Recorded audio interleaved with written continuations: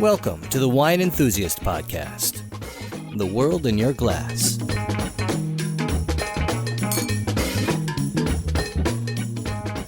Wine Enthusiast Catalog is the ultimate destination for all your wine storage and wine accessory needs. From luxury wine cabinets to the finest stemware, we've got you covered.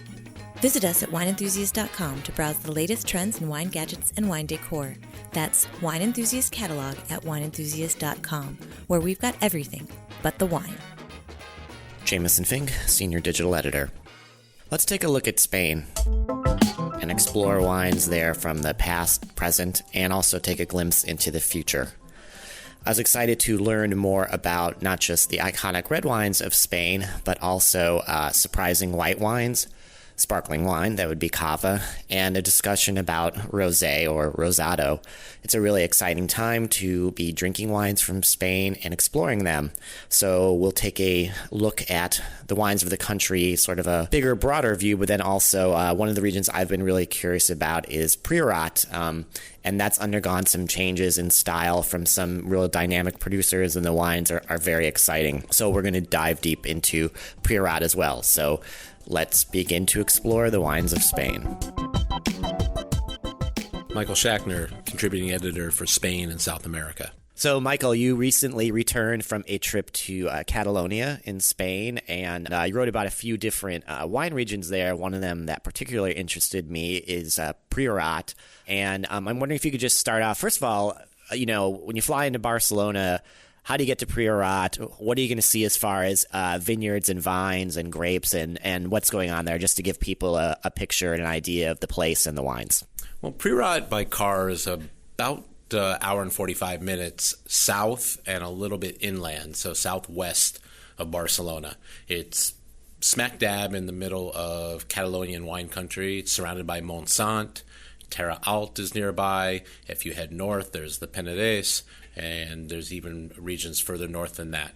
However, I think that Priorat might be what we would call the heart soul of Catalonian red wine country. It's a very historic region. Its history stems back to the 12th and 13th centuries when Carthusian monks settled in this area. It's a extremely rugged, mountainous area. How these monks ever got there, I don't know. Even today, possibly 1,000 years later, there's still only 11 villages in the Priorat, ranging in population between 20 or 30 people up to maybe 500. So if you take the whole region, there's like 2,500 people living there in these little hard-scrabble hilltop villages. So it's a rugged area, very, very hilly. It's not so much about the elevation because it's pretty close to the Mediterranean Sea, but it gives all the appearances of a serious mountain region. It was settled after those monks by Spaniards who built it into one of Spain's prime regions. The grapes there are Grenache, Garnacha, and Carignan. Those are the core authentic grapes in the Priorat, and they make by themselves pretty powerful wines. And so it's always been a region to produce big, lusty red wines, but it got slammed by phylloxera like so much of the rest of Spain did at the very end of the 19th century. And so everything basically died there. And all these old Roman terraces and the original roots of these French monks were kind of left to waste. In came the 20th century and replanting, and over time the Priorat rebuilt itself. But then it just kind of fell completely out of favor in the 1950s, like so many wine regions did in that post-Spanish Civil War era.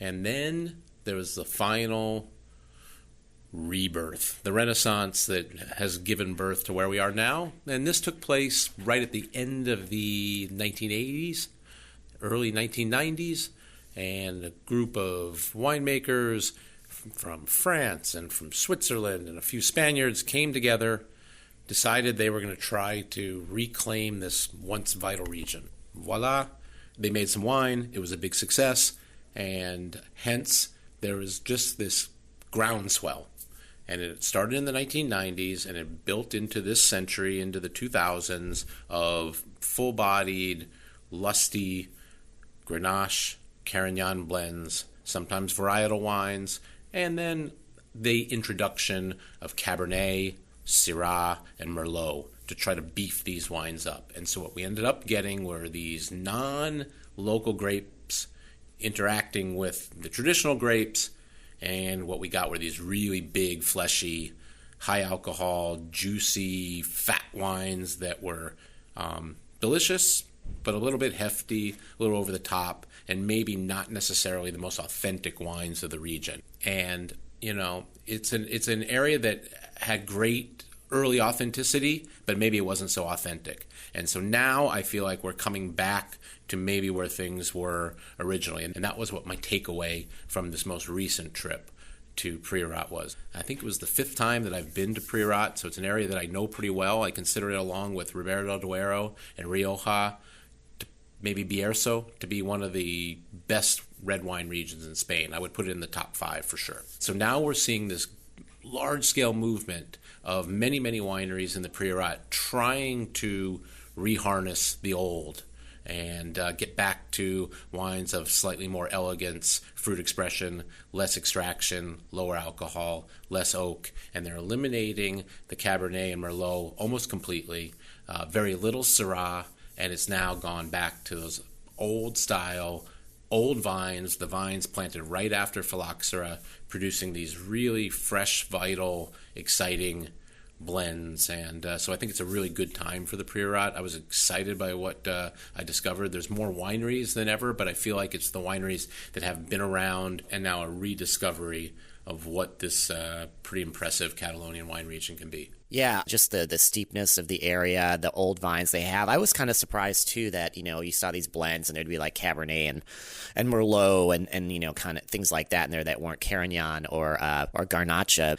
It's also good to hear that, you know, I've enjoyed the wines, but like you said, they can be really over the top and a little too extracted. So I think that's a great move to go away from these big extracted wines and just kind of, you know, showing what the region can do without these international varieties, without these other grapes, and without that kind of style. You know, one of the things is Priorat, by its nature, it's a warm region. It wants to produce grapes of mass. And so clearly the Cabernet and the Merlot that were brought in either for marketing purposes or just to get some quick beef into the wines was proven to maybe be unnecessary.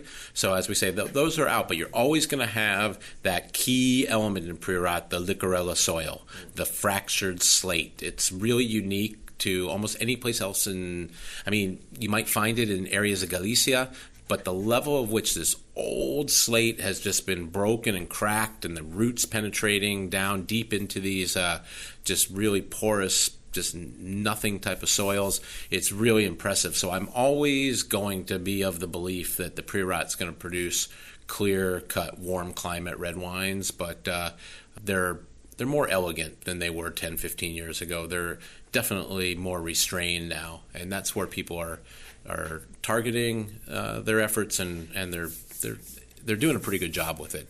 One last thing, Jameson, I wanted to point out that white wine, which is only about 5% of production in Priorat, is getting a lot of attention. Garnacha Blanca, mixed with other approved grapes like Viognier and Malvasia, a little bit of Viura. I'm finding that the white wines from this region are not a total afterthought. And while you probably won't see too many of them in wine shops or in restaurants, if you ever do come across a white Priorat, expect it to be, especially from a more recent vintage, should be really, really good, minerally, reflective again of that Licorella soil, and something that I never would have given much thought to 5, 10, 15 years ago. I do believe now is an honest product that's really has an upside. Michael, thanks for updating me on sort of the past, present, and future of what's going on in Priorat. Problem, Jameson. Got it.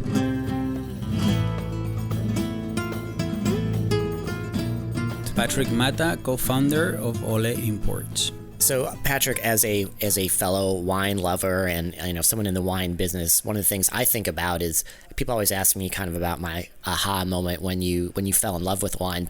When you think about co-founding a wine importer, let alone working in the wine business, it seems like such a Herculean undertaking. Was there a moment you're like, you know what, I'm going to be a wine importer. This is my passion. This is how I want to express it. So my family produced wines in Spain since the late 1800s. And my father really wanted me to come to this country to learn English and learn from this great culture. And basically he kicked me out of my country and sent me to America and to study college. And as soon as I arrived to Miami, many friends from family friends that are in the wine business sent me samples to my dorm. And in particular, my best friend in Spain, Alberto Orte, his family produced wine in Montilla. He sent me some samples of his family wines. And I was very taken by this idea of starting an import company, and it's something that excited me a lot because wine had been in my family for a long time. And I started doing research about how you can import wine in America, and I was 19 years old at the time. You have to be 21 years old in this country to consume wine and also to import wine. So the whole idea of importing wine was complicated. But it's something that appealed to me a lot, and I found that Florida International University had a hospitality degree. They had a class within this hospitality degree on wine and talking about importation and distribution, talking about the business side of wine. And I thought that this class would be very helpful to me. I went to register, and I could not really register because you had to be 21 years old to take the class. But anyways, I ended up showing up as if I had registered. I was able to getting into the classroom and took a seat, took that class. And at the end of the class, I asked the professor if he would let me audit the class. He was super welcoming. And this professor also happened to be the buyer for 25 stores in Florida. So he was super influential person, and I didn't know about this, but after the first day of class, when I asked him about if it was okay for me to audit this class, I also told him that I wanted to learn because I wanted to import wines from Spain. And he said, well, I'm happy to help you. If you bring me the wines that you are thinking of importing, I can taste them and I can let you know what I think. And so we happened to meet one Saturday morning and we tasted the wines. And this is all within 1 week of taking this class. He really liked them. He introduced me to a distributor that same day. And this distributor was super excited about importing and distributing these wines in America because I could not legally import the wines. He had to be the one importing the wines.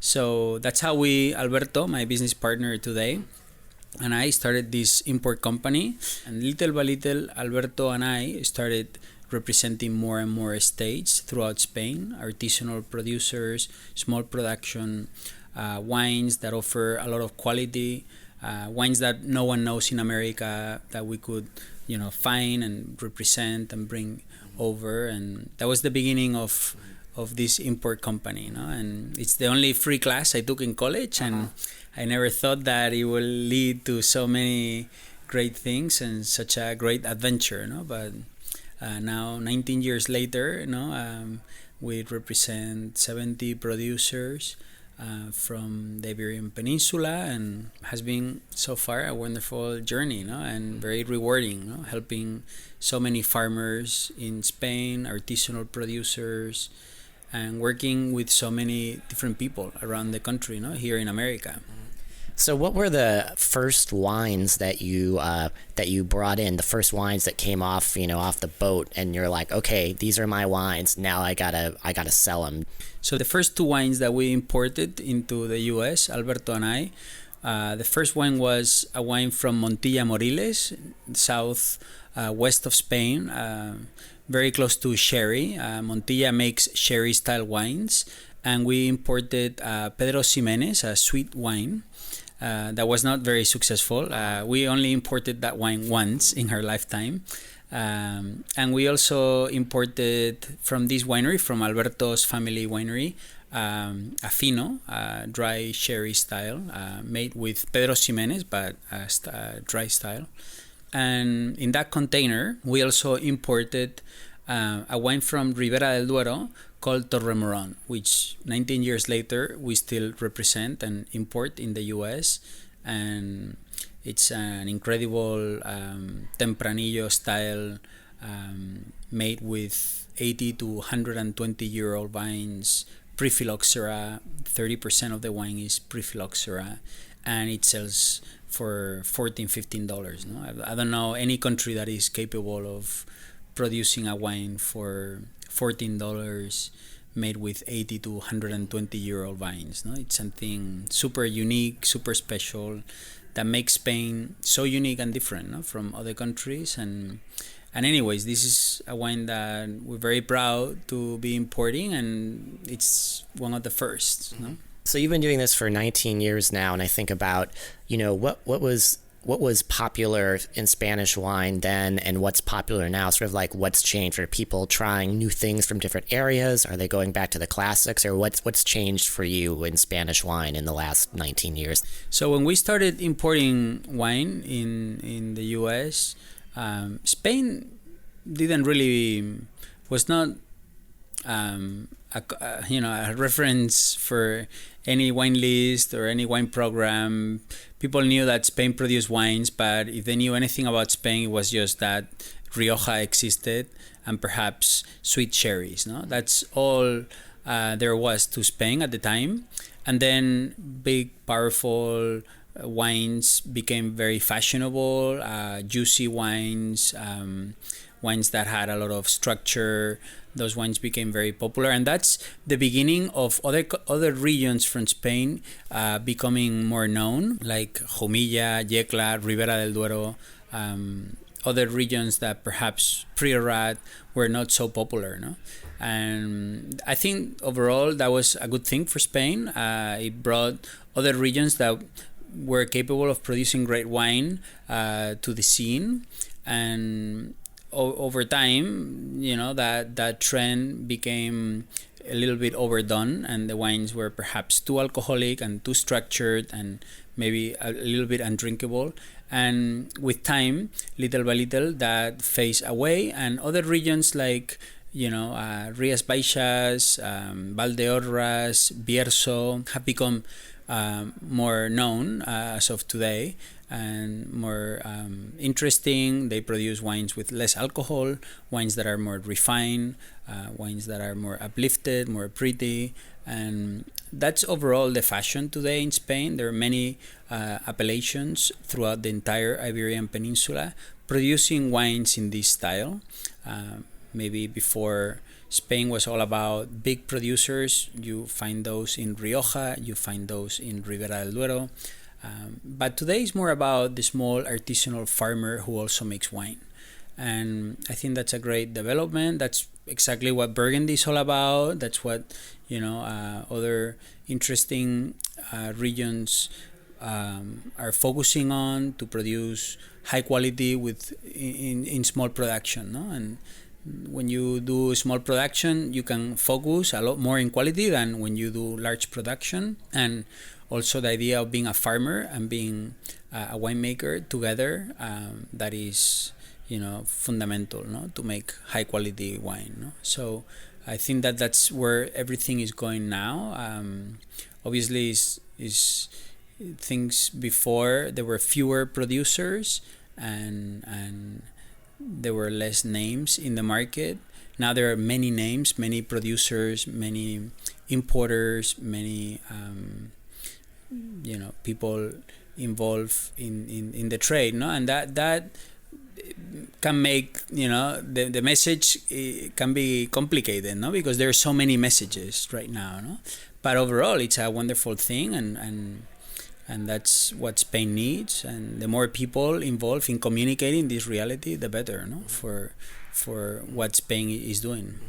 When you mentioned Rioja, kind of like almost 20 years ago, and that's probably I think that's maybe it's everyone's kind of introduction to Spain. Rioja, I mean, it's sort of it's not sort of, it's the classic wine, the classic region, but there's so much diversity there. And one of the things that I've come to appreciate that I want to get your perspective on is, and I think it's still underrated, is the white wines. I really love Albarino, Godello, Verdejo, and these wines like that. Have you seen more of an interest in Spanish white wines, and is that something reflected in your portfolio and some of the wines that you have? So Spain is a super interesting country. I think it's one of the most diverse countries in the world for growing grapes and making wine. You have more than 400 indigenous varieties in Spain, and about 72, 73 different appellations. And for example, in Rioja in the 1800s, 80% of the production of Rioja was white wine. Wow. In the 1800s. And in fact, white wines had a higher tax than red wines, and people tainted the white wines with a little bit of red wine to make claret wines or tintos, so that you pay a lesser tax. Wow.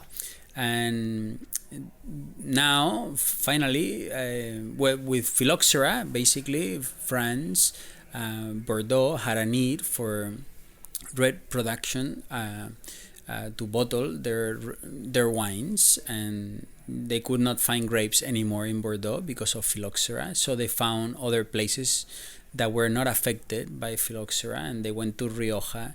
And in Rioja, they planted many grapes from Cabernet, Merlot, and Tempranillo, and other grapes, also Malbec, and they produce a lot of red wine. And that was the beginning of Rioja making red wines. But until then, Rioja was all about white wine, and that disappeared.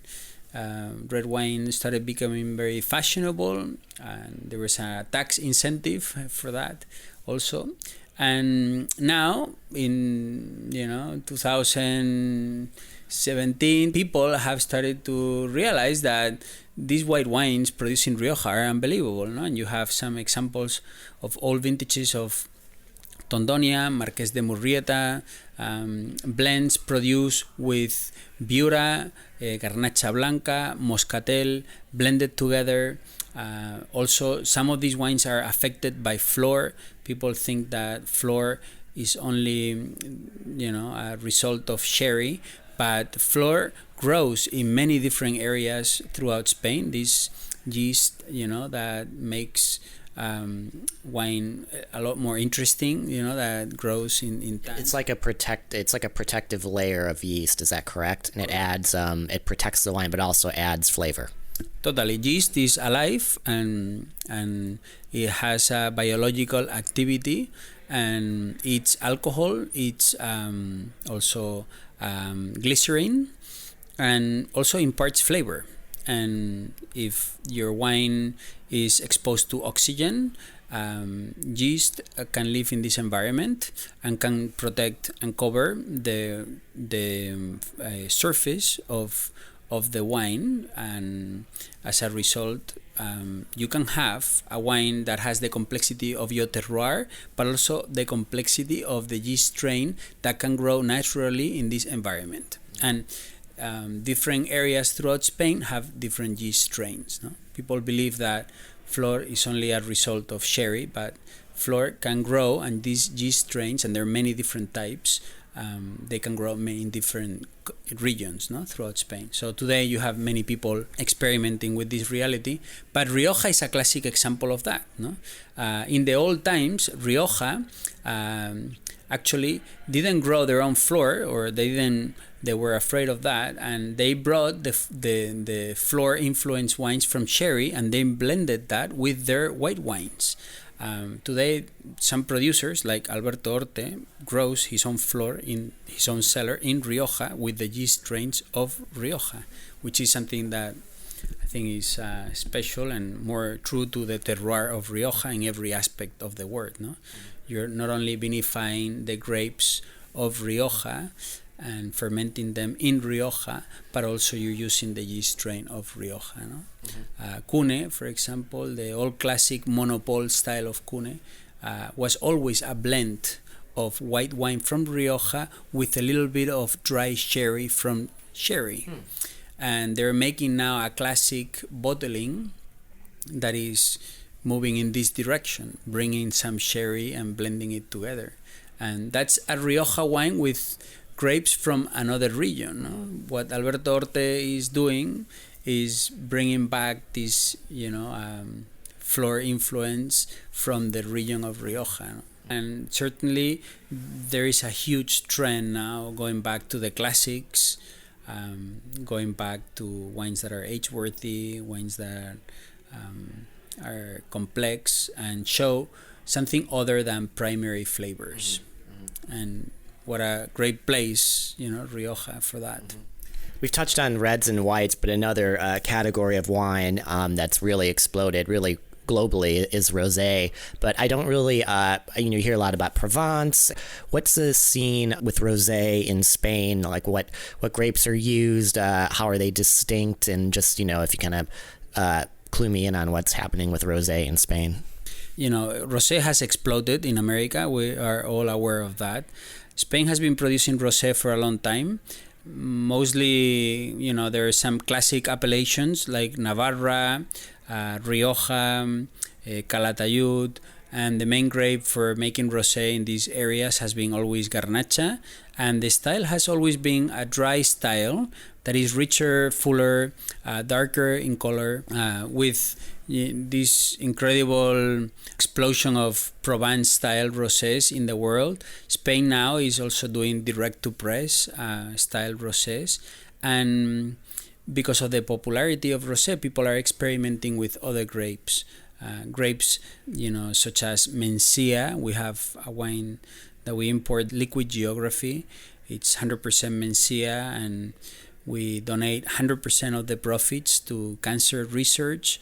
Also, Mary's Meals. It's a foundation that supports hunger in third world countries, but they only supply the food in schools. So if you want to eat, basically you have to go to school. This wine, Liquid Geography, is also supporting another foundation that is local to New York, here in the Bronx, the South Bronx Educational Foundation, and it's very popular. We've been importing this wine for the last 6 years now, and every year it grows by 30 to 40%. So it's interesting to see how many different red grapes are used to make rosé. And rosé used to be just a thing of the summer. Now it's becoming, not so connected to the seasonality. Obviously, summer is very important for rosé, but people are also using it to make cocktails. It's extremely interesting to see how that's expanding and evolving and becoming an important part of culture in the wine world. And so I'm very happy to see that.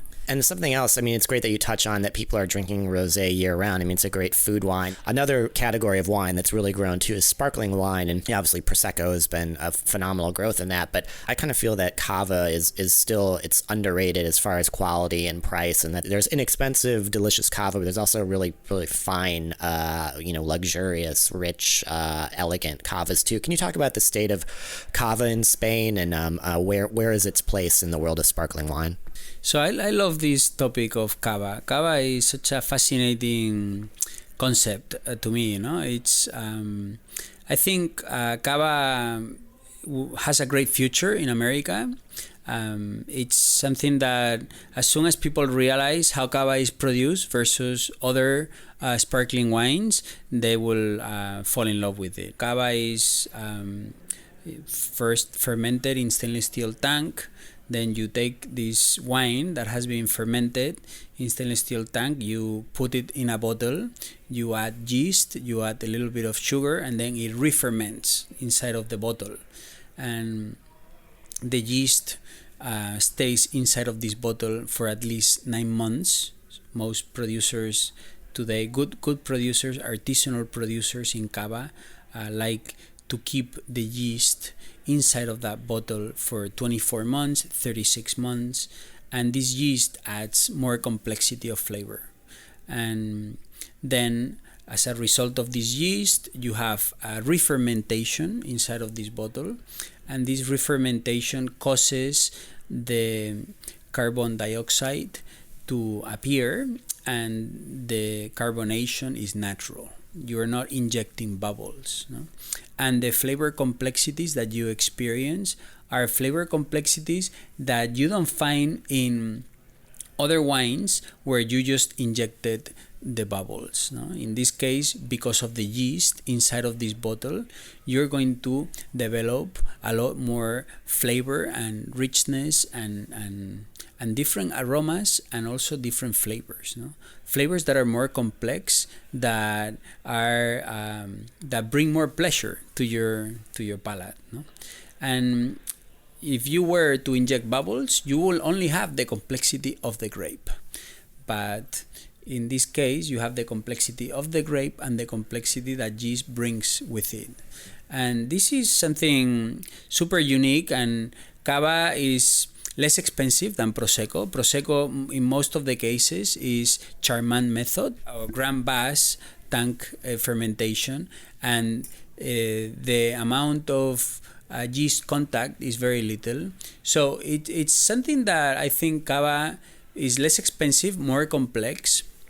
It has a great future, no? in America. And overall, Cava, it's going through a revolution at the moment. You have some incredible producers like Pepe Raventos, who are questioning the system, rightly so. They're trying to establish that place matters, that it doesn't make sense that you grow these grapes that everywhere and you produce Cava. Place matters, and depending on what grapes you grow where, you're going to have better flavors or not. And he's questioning that, and he has, as a result, left the appellation of Cava to make a point. And I think that overall that's going to help Cava, because Cava is gonna get more into this question and start establishing the differences between different terroirs within Cava and what grapes are most suitable, and making a distinction. And eventually we will see that on labels, something that you don't see that today. Today Cava can be produced in Ribera del Duero, in Rioja, and if it has to be called Cava, all you need to know is that it's fermented in the bottle, aged in the lees for 9 months, and it needs to be produced with these grapes. But if that area is not good for those grapes, then the Cava that you produce there is not good. And that's what Pepe Raventos is questioning, and I think that overall that will be good for Cava. And finally, if you can kind of look into your crystal ball, just for people who are interested in Spanish wine, learning more, trying new things, what places or regions are really exciting right now that you want people to know about and taste the wines from? Well, I think the most fascinating area in the Iberian Peninsula today, in my opinion, is Galicia. Galicia is the northwest of Spain.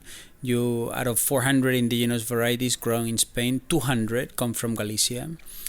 You have a lot of white wines, red wines, wines that people do not know about, like Bastardo or, Caíño, Loreiro, red, and many white grapes, and Godello, Albariño, are some examples of that. But there are so many grapes, So Galicia, to me, is a fascinating area of diversity, of making incredible wines. There is also an incredible element of many producers making wine, artisanal producers, small producers making wine in this area, and all of them are focused on terroir, on making truly special wines. So that area to me is very special. I think it's one of the areas.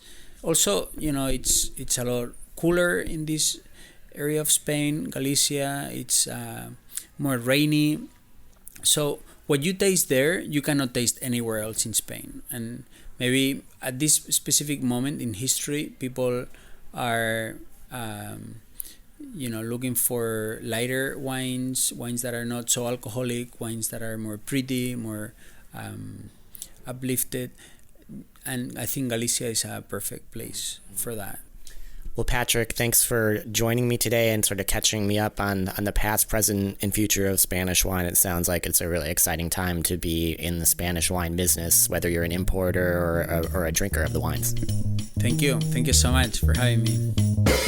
This podcast is produced by Large Media, L-A-R-J Media. Wine Enthusiast is made possible by grapes, sunshine, and wine, and by the hard-working editors who bring you news and information on your favorite beverage every day. If you like what we're doing, share our podcast with your friends and give us a review on iTunes or wherever you get your podcasts. For more fun wine information, follow us on Twitter and Facebook at Wine Enthusiast.